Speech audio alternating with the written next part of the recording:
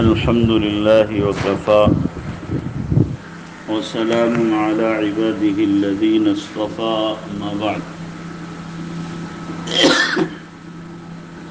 فأعوذ بالله من الشيطان الرجيم بسم الله الرحمن الرحيم شهر رمضان الذي أنزل فيه القرآن هدى للناس وبينات من الهدى والفرقان فمن شهد منكم الشهر فليصم ومن كان مريضا أو على سفر فعدة من أيام أخر يريد الله بكم اليسر ولا يريد بكم العسر ولتكملوا العدة ولتكبروا الله على ما هداكم ولعلكم تشكرون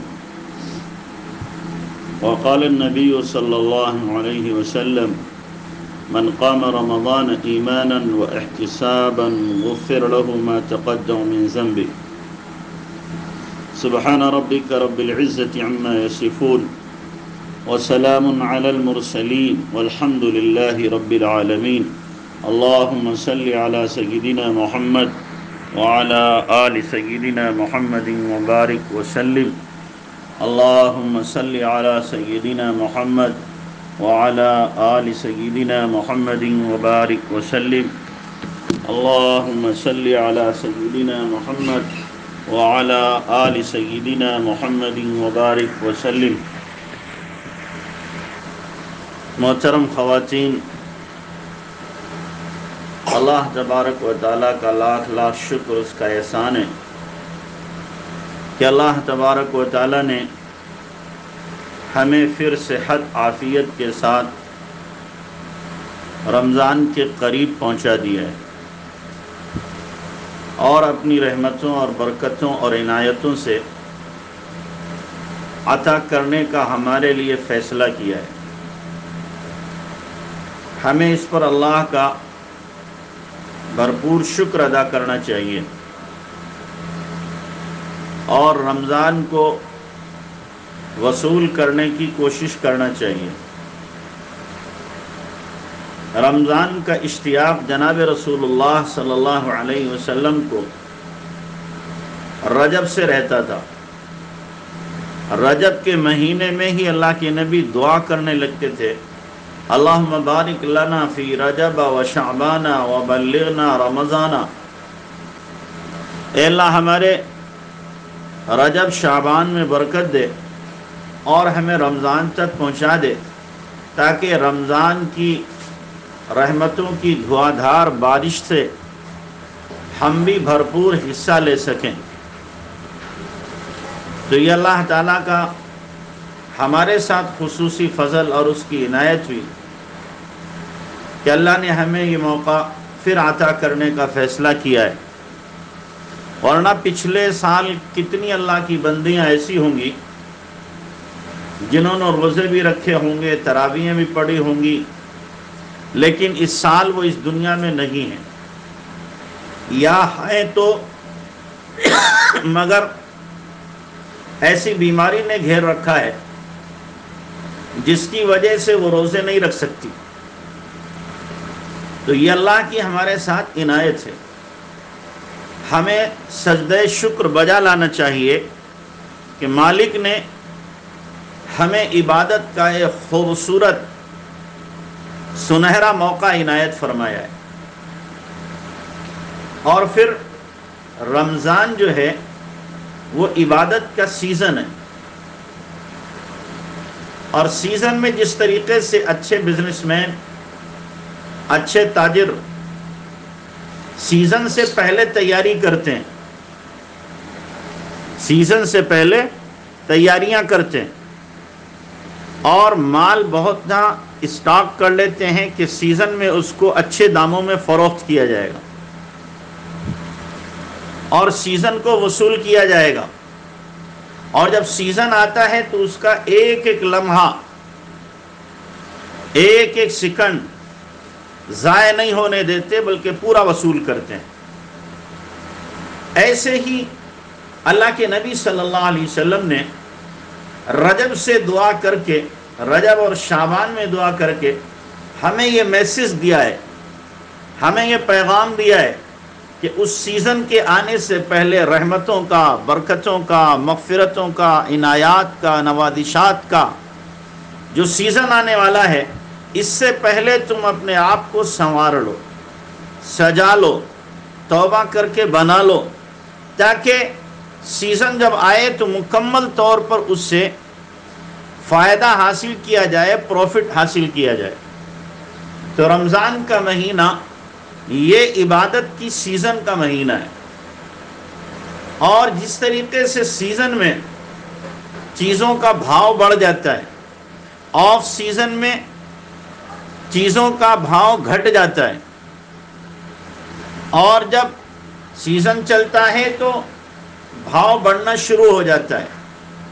اللہ تبارک و تعالیٰ نے بھی ایسے ہی کیا ہے کہ اللہ تبارک و تعالیٰ نے رمضان جو عبادت کا مہینہ، عبادت کا سیزن تھا، اس میں اللہ نے عبادت کا بھاؤ بڑھا دیا کہ عام دنوں میں ایک فرض ادا کرے، ایک فرض کا ثواب، رمضان میں ایک فرض ادا کرے 70 فرضوں کا ثواب، رمضان کے علاوہ میں نوافل ادا کرے ایک نفل کا ثواب، رمضان میں ادا کرے نفل فرض کے برابر،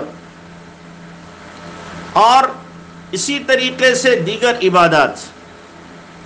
تو سیزن میں اللہ کی طرف سے ریٹ بڑھا دیا گیا کہ خوب کماؤ، اور پھر اللہ تبارک و تعالیٰ نے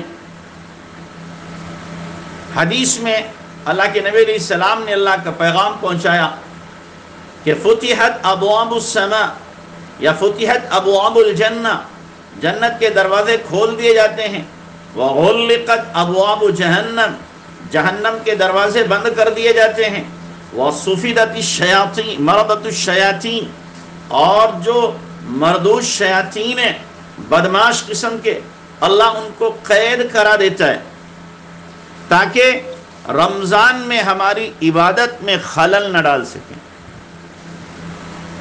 تو جو ہماری عبادت کو نقصان پہنچا سکتا تھا، سیزن کو خراب کر سکتا تھا ہمارے، اللہ تبارک و تعالیٰ نے ہمارے اس دشمن کو بھی ہماری عبادت کے لیے قید میں ڈال دیا، اور ایسا ماحول بنا دیا عبادت کا، کوئی بندی ذرا سی ہمت کرے تو رمضان میں بڑی سے بڑی عبادت انجام دے سکتی ہے۔ اور پھر اللہ کی طرف سے رمضان کے مہینے میں روزانہ اعلان ہو رہے ہیں، روزانہ اعلان کیا جا رہا، یا باغی الخیر، اے خیر کے تلاش کرنے والے، اقبل، آگے بڑھو، وَيَا بَاغِيَ الشَّرِّ اقصر، او برائی کے طلبگار بس کر، رک جا، رحم کھا لے اپنے اوپر۔ روزانہ اللہ کی طرف سے اعلان ہو رہا ہے، حل من سائل اعطیت، ہے کوئی سوال کرنے والا کہ میں دوں، حل من مستغفر فاغفر له، ہے کوئی معافی کا چاہنے والا کہ میں معاف کروں، حل من مسترزق فارزق له، ہے کوئی روزی کا طلبگار میں اس کے روزی کے مسئلے کو حل کروں۔ اللہ کی طرف سے اعلان ہو رہے ہیں۔ اب اللہ کے بندے بندیوں کو کیا چاہیے کہ اس وقت میں اپنے دامن کو پھیلا دیں، مولا تو آواز لگا رہا ہے، ہم لبیک کہتے ہوئے حاضر ہیں، مولا ہمیں عطا کر دے، ہم بھکاری ہیں تیرے در کے، مولا ہم گنہگار ہیں، ہمیں معاف کر دے، مولا روزی کا مسئلہ ہمارا بڑا مشکل میں پھنسا ہوا ہے، اسے آسان کر دے۔ تو جس وقت اللہ آواز لگا رہا ہے، تہجد کے وقت میں خاص طور سے، اس وقت میں ہم لبیک کہتے کھڑے ہو جائیں۔ تو رمضان کے مہینے میں اللہ کی طرف سے بندوں کے لیے اعلانات ہوتے ہیں، اور پھر رمضان میں ہمیں اللہ کی طرف سے 60 چیک ملتے ہیں، بلینک چیک ملتے ہیں کہ جتنا چاہو اس میں اماؤنٹ لکھ دو، بلینک چیک مل رہے ہیں۔ کیا مطلب اللہ کے نبی صلی اللہ علیہ وسلم نے فرمایا ہے ہر روزے دار کی ایک دعا روزانہ افطار کے وقت میں قبول کی جاتی ہے، اور ہر روزے دار کی سحری کے وقت میں دعا قبول کی جاتی ہے۔ تو ایک دن میں 2 دعائیں ہو گئیں، تو 30 دن میں 60 دعائیں ہو گئیں۔ اب یہ نہیں کہا گیا کہ تم روزی مانگو گے تو دوں گا، صحت مانگو گے تو نہیں دوں گا، اولاد مانگو گے تو دوں گا، لیکن اولاد ہر اعتبار سے صحیح ہو یہ مانگو گے تو نہیں دوں گا، گھر مانگو گے تو دوں گا لیکن گھر کا سکون نہیں دوں گا۔ اللہ نے یہ بلینک چیک ہمیں دیے ہیں، اب جو چاہے اس میں جتنا چاہے لکھ دے۔ بلینک چیک میں کوئی لاکھ لکھتا ہے، کوئی کروڑ لکھتا ہے، کوئی اس سے کم و بیش لکھتا ہے، ہمیں بھی اللہ نے یہ چیک دیے ہیں۔ اللہ تعالیٰ نے ہمیں چیک دیے ہیں کہ لکھو اس میں کیا لکھنا چاہتے ہو۔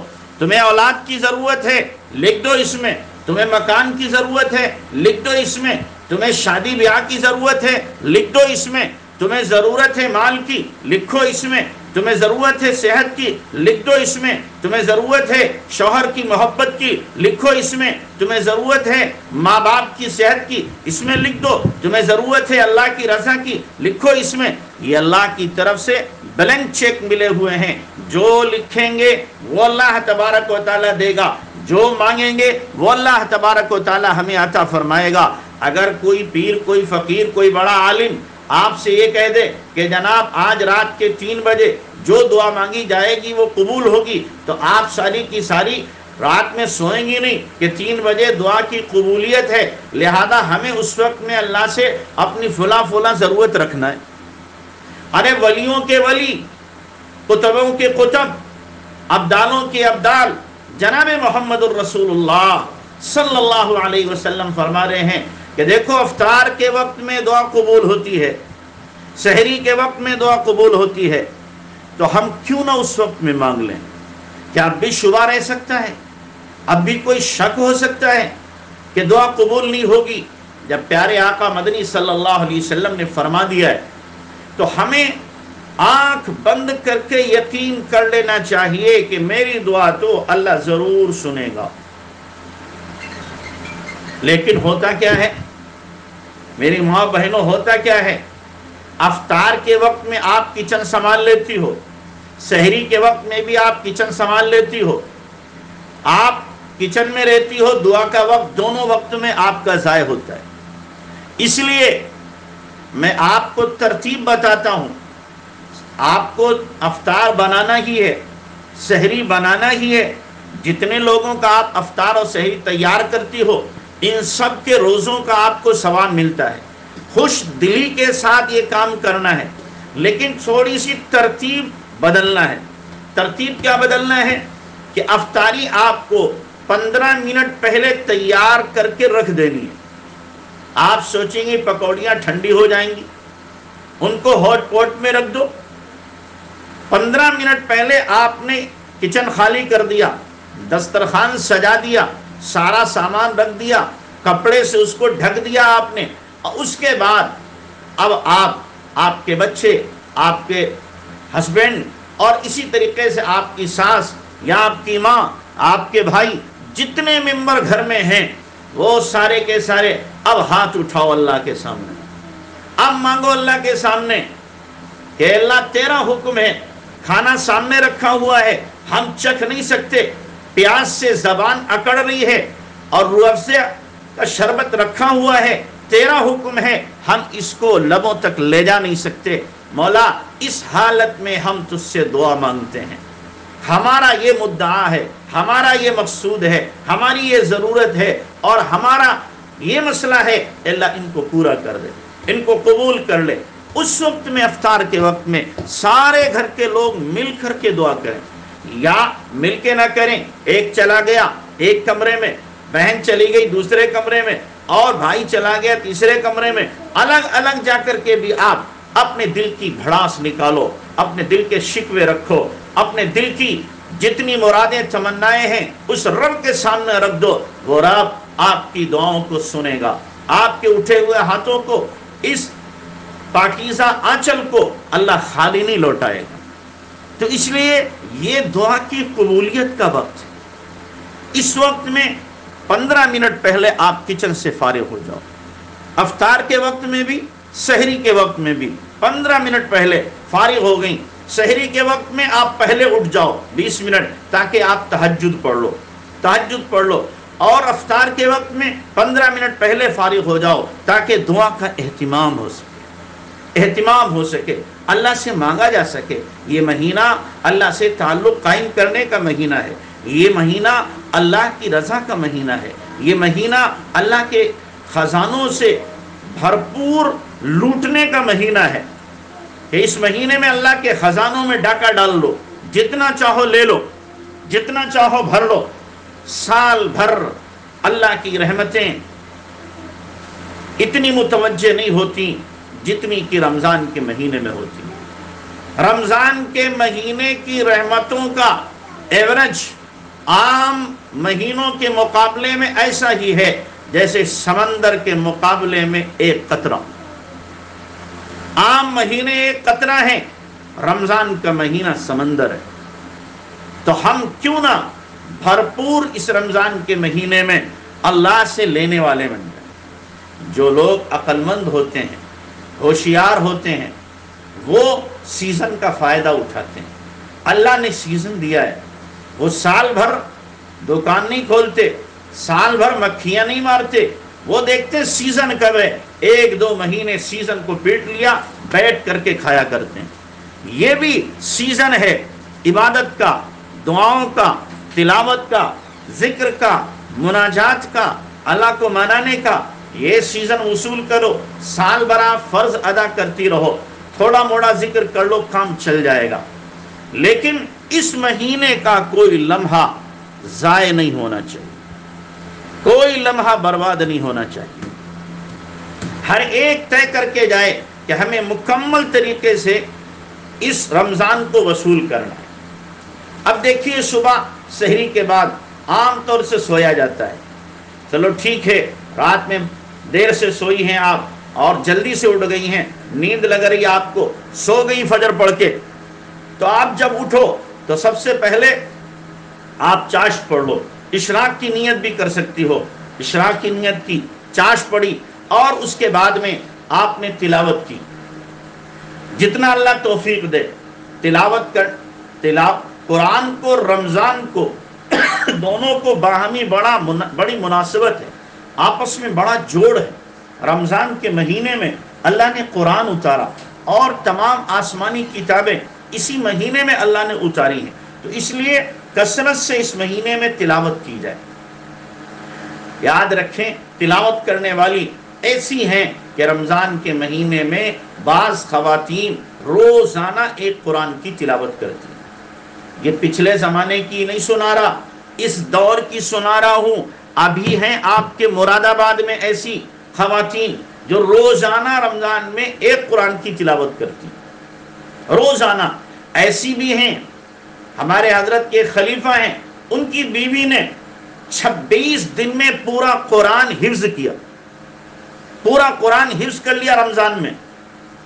کوئی ہمت تو کرے، حوصلہ تو کرے، جذبہ تو اپنے اندر پیدا کرے، اللہ سے مانگ کر کے دیکھے۔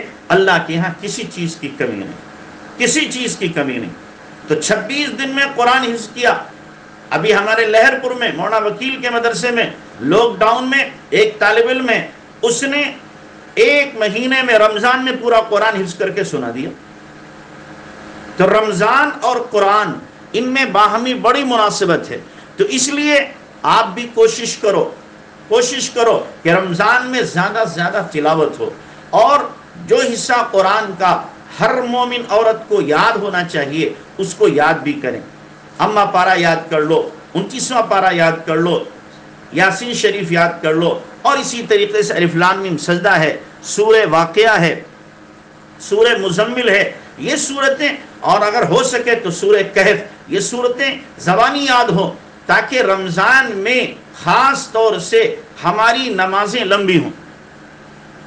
تو آپ نے تلاوت کر لی صبح میں، اس کے بعد ابھی مصلی سے مت اٹھو، اب ذکر کرو، رمضان میں اللہ کے نبی صلی اللہ علیہ وسلم نے فرمایا حدیث میں، استغفار کی کثرت اور کلمے کی کثرت، کم سے کم 1000 مرتبہ روزانہ استغفار ہو رمضان میں، اور 2 یا 3000 مرتبہ کلمہ روزانہ پڑھا جائے رمضان میں، اور اسی طریقے سے 1000 مرتبہ درود شریف پڑھا جائے۔ ناظرہ پڑھنے والی جو عورتیں ہیں وہ کم سے کم روزانہ 5 پارے کی تلاوت کرے، ناظرہ پڑھنے والی، اور اس سے زیادہ پڑھیں تو کوئی بڑی بات نہیں ہے، 10 پارے بھی پڑھ سکتی ہیں روزانہ، اس سے بھی زیادہ پڑھ سکتی ہیں روزانہ۔ تو یہ تو صبح کا معمول ہوا، اس کے بعد آپ اپنے کام کاج کرو۔ ظہر کا وقت آیا، آپ کے لیے آسان یہ ہے، ظہر کا وقت آیا، ہر نماز میں 2 پارے پڑھ لو، 10 پارے ہو جائیں گے۔ ظہر کی نماز آپ نے پڑھی، وہیں بیٹھے بیٹھے آپ نے 2 پارے پڑھے، اور ساتھ ساتھ میں آپ نے 200 مرتبہ 200 مرتبہ درود شریف، 200 مرتبہ آپ نے کلمہ، اور 300 مرتبہ آپ نے استغفار، یا 300 مرتبہ کلمہ، 200 مرتبہ استغفار آپ نے پڑھ لیا۔ عصر میں اسی طریقے سے، عصر میں کم وقت ہوتا ہے، لیکن زبان جو ہے وہ افطاری نہیں بناتی، زبان افطاری نہیں بناتی، افطاری ہاتھ سے بنتی ہے، دماغ سے بنتی ہے، زبان سے نہیں بنتی۔ آپ اس وقت میں عصر سے لے کر کے افطاری جب تک آپ بنا رہی ہیں، استغفار پڑھتی رہو، کلمہ پڑھتی رہو، آپ کو جو صورتیں زبانی یاد ہیں ان کی تلاوت کرتی رہو، وہ بھی تلاوت۔ بعض ہماری بہنیں اور مائیں ایسی ہوں گی جو قرآن پڑھی ہوئی نہیں ہیں، تو میں ان سے کہوں گا آپ کو 15 صورتیں یاد ہیں، ان 15 صورتوں کو روزانہ 20-20 مرتبہ پڑھ لو، آپ کے کئی پاروں کی تلاوت ہو جائے گی، کئی پاروں کی تلاوت ہو جائے گی۔ آپ یہ نہ سوچو میں بسم اللہ کا قرآن پڑھوں، بسم اللہ کا کوئی قرآن نہیں ہوتا۔ آپ کو جتنی صورتیں یاد ہیں انہی صورتوں کو 10 مرتبہ، 15 مرتبہ، 20 مرتبہ، 25 مرتبہ، 50 مرتبہ روزانہ آپ پڑھو، اللہ آپ کو تلاوت کا ثواب دے گا۔ تو یہ اس طریقے سے ایسے ہی مغرب کے بعد میں اوابین ہے، یہ نہیں کہ مغرب میں آپ نے افطار کیا ہے، پیٹ بھاری ہو گیا، کھڑا نہیں ہوا جا رہا، نہیں، آپ کو فرض بھی پڑھنا ہے اور پھر 2 رکعت سنت پڑھنا ہے، 6 رکعت آپ کو اوابین پڑھنا ہے۔ رمضان میں کوئی نفل ہمارا چھوٹنا نہیں، کوئی نفل ہمارا چھوٹنا نہیں ہے۔ اور پھر اگر آرام کا تقاضا ہے، تھوڑی دیر آپ نے آرام کر لی، پھر عشاء کے لیے کھڑی ہوئی، اب تراویح پڑھنا ہے۔ تراویح میں عام طور سے ہماری مائیں بہنیں الم ترا سے ٹھیکہ لے رکھا ہے، الم ترا سے 2 مرتبہ دہرا لیتی ہیں۔ آپ کو سورہ یاسین یاد ہے تو سورہ یاسین پڑھیے آپ 4 رکعت میں، سورہ ملک پڑھیے آپ 2 رکعت میں، اسی طریقے سورہ مزمل پڑھیے 2 رکعت میں، اور آپ کو صورتیں یاد ہیں ان کو پڑھیے۔ اس طریقے سے آپ تراویح پڑھیے۔ یہی کیا ہے کہ ہر رکعت آپ کی الم ترا اس کے بعد کی صورتوں سے ہوگی۔ اگر آپ کو یہی 10 صورتیں یاد ہیں، یہی 10 صورتیں یاد ہیں، تو پھر آپ ہر رکعت میں 2 صورتیں، 3 صورتیں پڑھیں۔ لیکن جب جلدی ہو، بوجھ اتارنا ہو کہ جناب 20 رکعت ہے لہذا جتنی جلدی ہو سکے پڑھ لی جائے، عبادت کو بوجھ نہ سمجھو، عبادت کو اپنے لیے ذریعے نجات اور ذریعے ہدایت سمجھو، رغبت اور شوق کے ساتھ عبادت کرو۔ یہ نہیں ہے کہ آپ نے سوچا بوجھ اتارنا ہے لہذا جلدی جلدی سجدے کیے، جلدی جلدی رکوع کیے، نہیں۔ اللہ کے نبی صلی اللہ علیہ وسلم کی رمضان کی عبادت غیر رمضان کے مقابلے میں بہت بڑھ جاتی تھی، قیام بھی بڑھتا تھا، رکوع بھی لمبا، سجدہ بھی لمبا۔ آپ لمبی نماز پڑھو، لمبی نماز کیسے ہوگی؟ آپ کو مثال کے طور پر 4 ظہر کی سنتیں پڑھنا ہے اور آپ کو 20 صورتیں یاد ہیں، تو 5 صورتیں 4 رکعت میں پڑھو۔ یہ آپ کی 4 رکعت سنت 15 منٹ میں ہوگی۔ فرض پڑھنا ہے، چلو فرض مختصر پڑھ لو، اس کے بعد 2 سنت آپ کو پڑھنا ہے، ان 2 سنتوں میں 10 صورتیں پڑھو۔ بعد کی 2 نفلیں ہیں ان میں بھی 10 صورتیں پڑھو۔ لمبی رکعت، جتنی لمبا قیام ہوگا قیامت کے دن حشر کے میدان میں، اتنا ہی ہمارے لیے اللہ قیام کو اور حشر کے میدان میں کھڑے ہونے کو آسان کر دے گا۔ تو لمبا ہمارا قیام ہونا چاہیے۔ کبھی تو ایسا ہو کہ ہم 41 مرتبہ 51 مرتبہ رکوع میں سبحان ربی العظیم کہیں، 51 مرتبہ سجدے میں جا کر کے ہم سبحان ربی الاعلیٰ کہیں. یہ کیا ہے کہ 3 ہی مرتبہ کا ٹھیکہ لے رکھا ہے؟ یہ تو ادنا درجہ ہے، سب سے کم درجہ ہے 3. ادنا درجے کے سوٹ پر تو آپ راضی نہیں ہوتی ہو کہ چلو 200 روپیہ میں سوٹ بننا، کام تو اس سے بھی چل جائے گا. 150 روپیہ کا سوٹ بھی بنے گا تو اس سے بھی کام چل جائے گا. اس میں تو شوہر سے مطالبہ ہوتا نہیں، عید آ رہی ہے 4000 سے کم کا سوٹ نہیں ہونا چاہیے، بقرعید آ رہی ہے 5000 سے کم کا سوٹ نہیں ہونا چاہیے، خاندان میں فلاں جگہ شادی ہے، فنکشن ہے، نیا سوٹ ہونا چاہیے اعلیٰ قسم کا. جب یہاں پر چیزوں میں یہ ڈیمانڈ ہے تو عبادت میں ہم اپنی ڈیمانڈ کو کیوں نہیں بڑھاتے؟ عبادت میں بھی تو ہونا چاہیے کہ قیام اب تک میرا 1 منٹ کا ہوتا تھا، اب میرا قیام 15 منٹ کا ہوگا 1 رکعت کا. اب تک 3 مرتبہ میں سبحان ربی العظیم پڑھتی تھی، اب 21 مرتبہ 51 مرتبہ 81 مرتبہ سبحان ربی العظیم رکوع میں پڑھوں گی، 99 مرتبہ سجدے میں سبحان ربی الاعلیٰ پڑھوں گی. اتنا لمبا جب سجدہ ہوگا نہ آپ کے سر میں درد رہے گا نہ نزلہ رہے گا، اور پھر اللہ کا قرب، اللہ کی نزدیکی اور اللہ کی محبت آپ کو بے پناہ حاصل ہوگی. چونکہ قرآن میں اللہ نے فرمایا ہے سجدہ واجب ہو جائے گا، اس لیے میں اس کو نہیں پڑھتا، سجدہ کرو قریب ہو جاؤ. اور حدیث میں اللہ کے نبی صلی اللہ علیہ وسلم نے فرمایا ہے اقرب ما یکون العبد من ربہ وہو فی السجود، سب سے زیادہ بندہ اللہ سے جو قریب ہوتا ہے وہ سجدے کی حالت میں ہوتا ہے. لہذا سجدے میں دعا مانگا کرو، اللہ سجدے کی تمہاری دعا کو قبول کرے گا. سجدے کی دعا اپنی اردو میں مت مانگنا شروع کر دینا. آپ کو جتنے ربنا یاد ہیں اور جتنی دعائیں یاد ہیں عربی والی وہ ساری مانگ لو سجدے میں، انشاءاللہ اللہ تعالیٰ قبول کرے گا. تو ہماری نمازوں کی یہ تو ہوئی کیفیت کہ ہم لمبا قیام، لمبا رکوع، لمبا سجدہ، تو یہ تو ہی ہماری کیا کوالٹی، اور کوانٹٹی بھی ہماری بڑھے. عام دنوں میں نے نوافل کا اہتمام نہیں کیا، تہجد کا اہتمام نہیں کیا، اشراق، چاشت، اوابین، صلاۃ التوبہ، صلاۃ الحاجہ، تحیۃ الوضو، ان نمازوں کا اہتمام نہیں کیا. لیکن رمضان آیا ہے لہذا ہر وضو کے بعد مجھے 2 رکعت نماز پڑھنا ہے. رمضان آیا ہے روزانہ 2 رکعت صلاۃ التوبہ پڑھنا ہے. رمضان آیا ہے روزانہ مجھے صلاۃ الحاجت پڑھنا ہے. رمضان آیا ہے لہذا مجھے روزانہ صلاۃ الشکر پڑھنا ہے. رمضان آیا ہے لہذا مجھے روزانہ تہجد پڑھنا ہے اور آدھا گھنٹہ اللہ سے گڑ گڑا کے مانگنا ہے. رمضان آیا ہے لہذا مجھے روزانہ اشراق پڑھنا ہے، چاشت پڑھنا ہے، اوابین پڑھنا ہے، اور اسی طریقے سے مزید نفلوں کا اہتمام کرنا ہے، نفلوں کا اہتمام کرنا ہے. تو اس لیے رمضان کے مہینے میں عبادت کا ذوق، عبادت کا شوق، عبادت کی رغبت ہماری بڑھے اور خوب جم کر کے عبادت کریں. سال بھر بہت غفلت کی، سال بھر بہت اللہ کو ناراض کیا، سال بھر بہت بغاوت کی، سال بھر بہت زیادہ ہم نے عیش و عشرت کے نقشے آباد کیے. 1 مہینہ اپنی آپ کو ہمیں جھونک دینا ہے اللہ کو راضی کرنے کے لیے، اپنے آپ کو کھپا دینا ہے اللہ کی عبادت کے لیے، تاکہ میرا مولا مجھ سے راضی ہو جائے، میرا رب مجھ سے راضی ہو جائے. تو اس لیے یہ کوشش کرنا ہے، یہ محنت کرنا ہے، اہتمام کرنا ہے. کوئی روزہ ہمارا غفلت کے ساتھ نہ گزرے، کوئی رات ہماری غفلت کے ساتھ میں نہ گزرے، اور کوئی دن ہمارا غفلت کے ساتھ نہ گزرے. تو کثرت ذکر بھی ہو، کثرت تلاوت بھی ہو، کثرت صلاۃ یعنی نماز بھی ہو، اور آپ کو بچنا ہے غیبت سے، بچنا ہے آپ کو بدزبانی سے، بچنا ہے آپ کو دنیا کی باتیں کرنے سے، بچنا ہے آپ کو مارکیٹ جانے سے.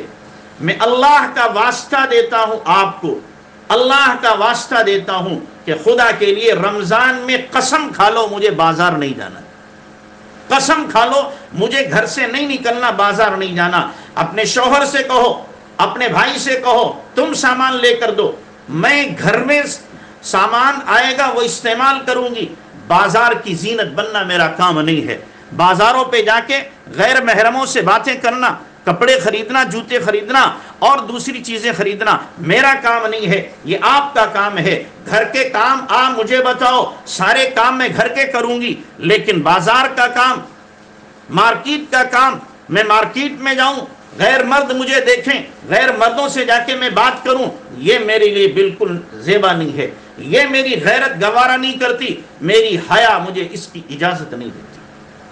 تو رمضان میں قسم کھا لو مجھے بالکل مارکیٹ جانا ہی نہیں ہے، غیر رمضان میں بھی نہیں جانا چاہیے، لیکن رمضان میں تو بالکل نہیں، بالکل نہیں۔ رمضان میں بس اپنے گھر کے اندر اپنے آپ کو قید کر لو کہ پورا مہینہ مجھے گھر میں ہی رہنا ہے اور عبادت کرنا ہے، اللہ کو راضی کرنا ہے، اللہ کو خوش کرنا ہے۔ چاہے شوہر آپ کو 100 روپے کا سوٹ لا کر کے دے اور چاہے 10,000 کا سوٹ لا کر کے دے، شوہر اپنی خوشی سے لایا ہے، آپ کو شوہر کو پہن کے دکھانا ہے، کسی غیر مرد کو نہیں دکھانا ہے۔ جب شوہر کو 100 روپے کا پسند ہے، ٹھیک ہے مجھے 100 کا پسند ہے، میرے شوہر کو 10,000 کا سوٹ پسند ہے، ٹھیک ہے مجھے 10,000 کا پسند ہے، میرا شوہر مجھے جس حال میں رکھے میں اس حال میں راضی ہوں، اور جو مجھے کھلائے میں اس کو کھانے کو تیار ہوں، انشاءاللہ پھر آپ کا گھر سکون کا گہوارہ بنے گا، سکون کا گہوارہ بنے گا، رحمتوں کی، برکتوں کی برسات آپ کے گھر میں ہوگی۔ اللہ مجھے بھی آپ کو بھی عمل کی توفیق عطا فرمائے۔ اپنے گھر کو رمضان کے مہینے میں عبادتوں سے آباد کرنے کی کوشش کرو اور خوب عبادت کرو تاکہ اللہ راضی ہو جائے۔ دعا کر لیں مختصر۔ یا رب یا رب یا رب یا رب لک الحمد۔